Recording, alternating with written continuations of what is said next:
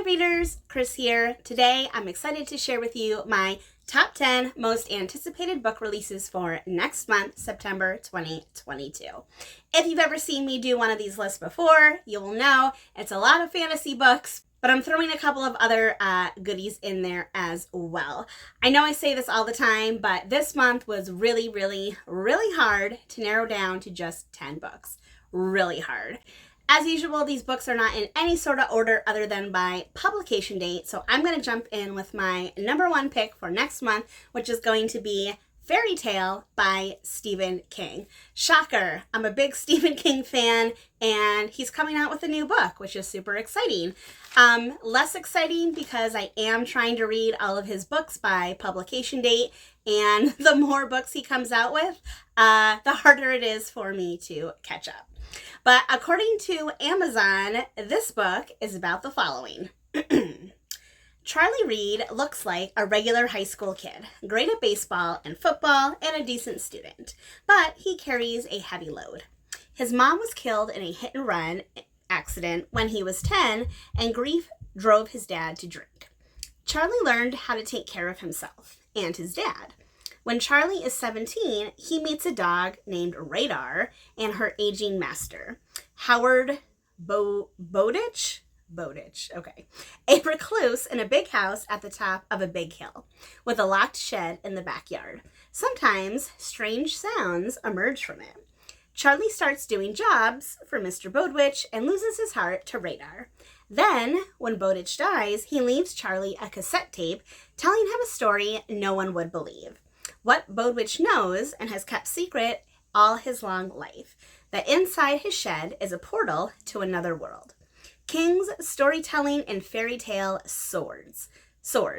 This is a magnificent and terrifying tale in which good is pitted against overwhelming evil, and a heroic boy and his dog must lead the battle. Okay, so obviously this sounds like a typical Stephen King book. We have a young boy who is a hero. We have a dog. If you've read any King books before, you'll be familiar with this kind of trope. But I think this sounds like it could be the type of Stephen King book that I really love, which is, I love his books when there's like a simple premise, great characters, and just like a really good plot. Sometimes he can get a little wordy and all that kind of stuff, and there's a lot of side characters.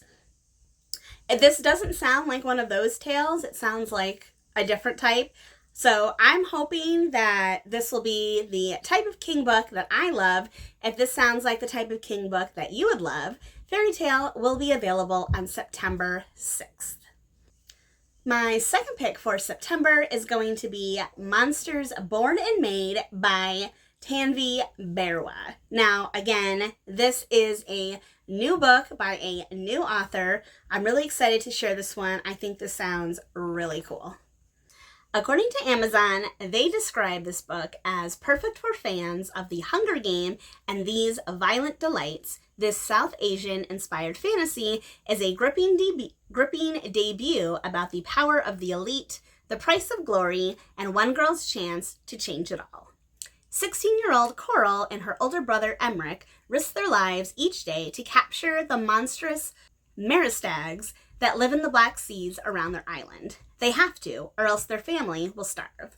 In an oceanic world swimming with vicious beasts, the Landers, the ruling elite, have indentured Coral's family to provide the Meristags for their glory race, a deadly chariot tournament reserved for the upper class.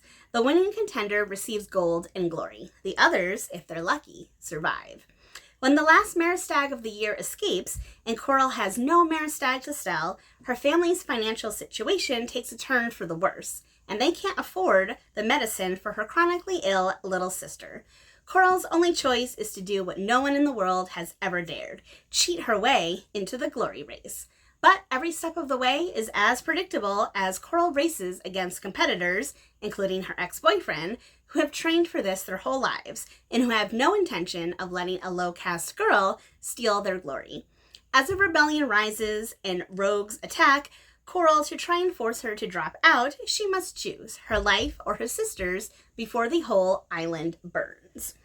Okay, so obviously this book has a ton of stuff that we've seen in YA before. We've got a caste system where you have a ruling elite and someone who's poor. That happens in almost every YA fantasy book, I feel like. We have a younger sister who is chronically ill. That is literally the same thing that's happening in a book that I'm reading right now, A Forgery of Roses, but has obviously been used as a trope 100 times. And then we also have hints of a rebellion, an uprising for the ruling class, which again, we've heard a million times, probably why they mentioned the Hunger Games in the beginning. So even though I've heard of a lot of these things a million times before and read a lot of these things a million times before, there's just something that grabs me. I've probably read it a million times before because I do like those kind of stories. I like them when they're done right. Looking at you, Red Queen. But anyway, this sounds like something that is right up my alley. So if it sounds like something that's right up your alley, Monsters Born and Made will be available on September 6th. My number 3 pick for September is going to be The Sunbearer Trials by Aiden Thompson. If you recognize this author's name, they are the author of the super popular Cemetery Boys that came out a few years ago. This is a brand new start to what is supposed to be a brand new series, and this one sounds really cool. So, according to Amazon, it says, as each new decade begins, the sun's power must be replenished so that Soul can keep traveling along the sky and keep the chaotic obsidian gods at bay. Soul selects 10 of the most worthy semi-dioceses to compete in the Sunbearer Trials. The winner carries light and life to all the temples of Reino del Sol, but the loser has the greatest honor of all. They will be sacrificed to Soul, their body melted down to refuel the sunstones, protecting the world for another 10 years. Tio, a 17-year-old Jade semi-dios and the trans son of the goddess of birds, isn't worried about the trials, at least not for himself. His best friend, Naya, is a gold semi-dios and a shoo-in for the trials, and while he trusts her abilities, the odds of becoming the sacrifice are 1 in 10. But then, for the first time in over a century, the impossible happens. Soul chooses not 1, but 2 Jade competitors, Tio and Zio, the 13-year-old child of the god of bad luck. Now, they must compete in 5 trials against gold opponents who are more powerful and better trained. Worst of all, Tio's annoyingly handsome ex-best friend and famous semi-dios hero Aurelio is favored to win. Tio is determined to get himself and his friends through the trials unscathed, for fame, glory, and their own survival. Does that not give you like a little bit of a Percy Jackson vibe to it? Because all this talk of like these they don't call them semi-gods, they call them semi-dios or semi-dios. I'm probably pronouncing that wrong and I apologize. But A, that sounds super, super cool. And B, Cemetery Boys is a great book. So I'm hoping that this new book by Aiden Thompson will be just as good. I can definitely see how, even just from reading that, how it has the potential to grow into a larger series. So if this sounds like something you'd be interested in, the Sunbearer Trials will be available on September 6th. My 4th pick for September is going to be something a little bit different, and that is going to be The Weight of Blood by Tiffany D. Jackson. First of all, is that cover not the coolest? Not the coolest. I mean, it is the coolest, is what I mean to say. But anyway, this is not an author I've heard of before, but this is not her first book, but it definitely sounds like something I would be super interested in, and here's why. When Springville residents, at least the ones still alive, are questioned about what happened on prom night, they all have the same explanation. Maddie did it. An outcast in her small town Georgia high school, Madison, Washington has always been a teasing target for bullies, and she's dealt with it because she has more pressing problems to manage. Until the morning a surprise rainstorm reveals her most closely kept secret, Maddie is biracial. She has been passing for white her entire life at the behest of her fanatical white father, Thomas Washington. After a viral bullying video pulls back the curtain on Springfield High's racist roots, student leaders come up with a plan to change their image, host the school's first integrated prom as a show of unity. The popular white class president convinces her black superstar quarterback boyfriend to ask Maddie to be his date, leaving Maddie wondering if it's possible to have a normal life. But some of her classmates aren't done with her just yet. And what they don't know is that Maddie still has another secret, one that will cost them all their lives. Dun, dun, dun. Okay, so obviously this is giving me Carrie vibes. If you're not familiar with Stephen King's Carrie, go Google it. I won't ruin the surprise for you if for some reason you don't know.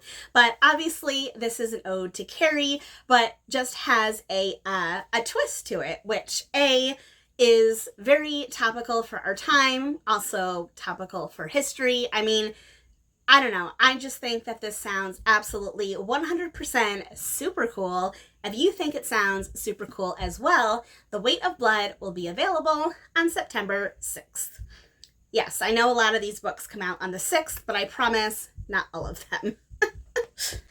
My fifth pick for September is another book that, yes, comes out on the 6th, but this one is called Funeral Girl by Emma K. Oland, and listen to this. 16-year-old Georgia Richer feels conflicted about the funeral home her parents run, especially because she has the ability to summon ghosts. With one touch of anybody that passes through Richter Funeral Home, she can awaken the spirit of the departed. With one more touch, she makes the spirit disappear to a fate that remains mysterious to Georgia.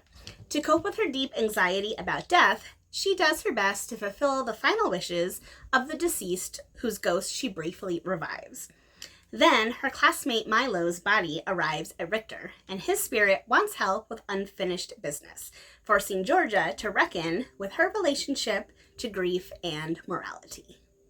First of all, I think that the setting of this book is super cool. It's like a mix of fantasy, but like a little bit of horror. You've got some supernatural stuff in here, dead bodies, a funeral home. So all that stuff hooks me right off the bat. But the reason that I picked this book specifically is this is one of the ones I was kind of on the fence with, and when I started reading some of the early reviews, I saw this line written by Booklist, and it says the following. Unfortunately, Georgia is not always a sympathetic character. She is sophistic and judgmental and treats her best friend, Amy, who is the only out Ebony in school, badly.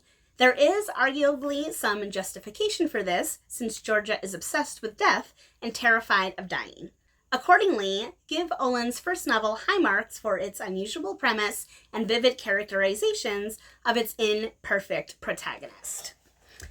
I don't know about you, but I feel like I love an imperfect protagonist. I'm really done with that whole trope of like, girl who thinks they're nothing special, but then they're actually the most special. Like, I'm done with that. So something that sounds like someone who's not perfect, who maybe is a little mean sometimes, who maybe doesn't always do the right thing, that appeals to me. Like, I want to see that. So for that reason alone, that put this over the edge onto my list. If Funeral Girl sounds like something that would be on your list, like I said, it'll be available on September 6th.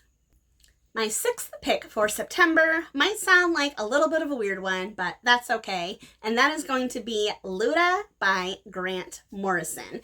If you recognize the name Grant Morrison at all, if you've ever read any comics, you might recognize his name because he is a super famous comic book writer. It would take me forever to list all the comics that Grant Morrison's ever done, but he's most well known for he's well known for a lot of things, but over at Marvel, he did a super famous X-Men run. way back when I first started BookTube. I think I reviewed that, but that was a few years ago. He's also really well known for a bunch of stories that he's done over at DC, both with Batman and Superman. Just go look up his bibliography. There's a ton of stuff out there, but he has never written a novel before, and this one definitely sounds interesting. So according to Amazon, this says, Lucy LeBang is a star. For decades, this flamboyant drag artist has cast a spell over screen and stage. Now, she's the leading lady in a smash hit musical. But as time takes its toll, Lucy fears her star is beginning to dim. When Lucy's co-star meets with a mysterious accident, a new ingenue shimmers onto the scene, Luda, whose fantastical beauty and sinister charm infatuate Lucy immediately, and who bears a striking resemblance to Lucy herself at a much younger age. Luda begs Lucy to share the secrets of her stardom and to reveal the hidden tricks of the trade. For Lucy LeBang is a mistress of the glamour, a mysterious discipline that draws on sex, drugs, and the occult for its trance-like transformative effects. But as Lucy tutors her young protege, their fellow actors and crew members begin meeting with untimely ends. Now, Lucy wonders if Luda has mastered the glamour all too well and exploited it to achieve her dark ambitions. What follows is an intoxicating descent into the Demimone of Glasgow, a fantastical city of dreams, and into the nightmarish heart of Luda herself, a femme fatale, a phenomenon, a monster, and perhaps the brightest star of them all. I mean, wow. Wow. I don't know. That just sounds like, it sounds wild to me. I can honestly say that I don't think I've ever really read like a novel, like a real novel about a drag queen. Like, I think there's probably been some side characters, some background, maybe a scene here or there, but not like an actual character that features a drag queen as a main protagonist. And this book can change that. And for that reason alone, I love Grant Morrison's stories. I love the whole premise of this book. I think it sounds super wild and super cool. If Luda sounds super cool to you, it'll be available on September 6th. Yep, another one on the 6th. I know I said they wouldn't all be, but what are you going to do? My 7th pick for September is going to be Silver Under Nightfall by Rin Chapico, and hopefully I'm pronouncing that right. This book is described as full of court intrigue, queer romance, and terrifying monsters. This gothic epic fantasy will appeal to fans of Samantha Shannon's The Priory of the Orange Tree, which I have not read, and the adult animated series Castlevania, which I have not seen, but still, this book sounded interesting to me. Remy Pendergast is many things. The only son of the Duke of Valenbon, though his father might wish otherwise, an elite bounty hunter of rogue vampires, and an outcast among his fellow reapers. His mother was the subject of gossip even before she eloped with a vampire, giving rise to the rumors that Remy himself is half vampire. Though the kingdom of Aurelia barely tolerates him, Remy's father has been shaping him into a weapon to fight for the kingdom at any cost. When a terrifying new breed of vampire is sighted outside the city, Remy prepares to investigate alone. But then he encounters the shockingly warm-hearted vampire heiress, Zaydan Song, and her infuriatingly arrogant fiancé, vampire lord Zaydan Malik, who may hold the key to defeating the creatures, though he knows associating with them won't do his reputation any favors. When he's offered a spot alongside them to find the truth about the mutating virus rot that's been plaguing the kingdom, Remy faces a choice. It's one he's certain to regret. But as the three face dangerous hardships during their journey, Remy develops fond and complicated feelings for the couple. He begins to question what he holds true about vampires, as well as the story behind his own family legacy. As the rot continues to spread across the kingdom, Remy must decide where his loyalties lie. With his father in the kingdom he's been trained all his life to defend, or the vampires who just might be the death of him. Ooh. I mean, this sounds like dark, atmospheric, a little bit sexy. I don't know if it's hinting at like, I don't know what it's hinting at. I don't know if it's hinting at a romance, maybe like a threesome romance. I don't know. Maybe I'm just going like crazy in my mind here. But I mean, the cover alone gives me like that, a bit of like an anime feel, which even though I don't read a ton of anime right now, I definitely did in my younger years. So I'll always have like a bit of a soft spot for it. So for that reason alone, Silver Under Nightfall is definitely something I'm interested in. If it's something you're interested in, it will be available on September 13th. See, not the 6th, not the 6th. My 8th pick for September is going to sound a little weird, but stick with me, give it a chance. And that is going to be Thistlefoot by Gemma Rose Nethercrot. First of all, that's an amazing name, and the cover alone drew me to this book. I mean, look at it. So it says that in the tradition of modern fairy tales like Neil Gaiman's American Gods and Naomi Novik's Spinning Silver comes a sweeping epic rich in European folklore, a debut novel about the ancestral hauntings that stalk us and the uncanny power of story. The Yaga siblings, Bellatine, a young woodworker, and Isaac, a wayfaring street performer and con artist, have been estranged since childhood, separated both by resentment and by wide miles of American highway.